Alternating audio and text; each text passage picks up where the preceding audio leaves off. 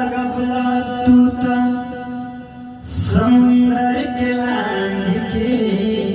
कि पता लगबला तू त समुंदर के लांग के पता लगबला तू त समुंदर के फान के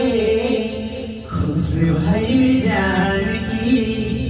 पाके हनुमान के खुश भइल जान की पाके हनुमान के ओ लंका में जाके तू तो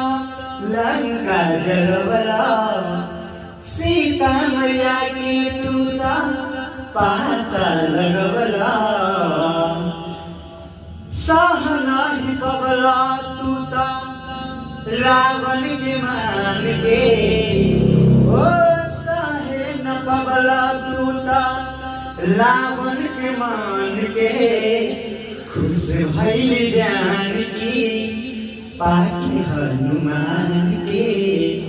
खुश भइल जान की पाके हनुमान के।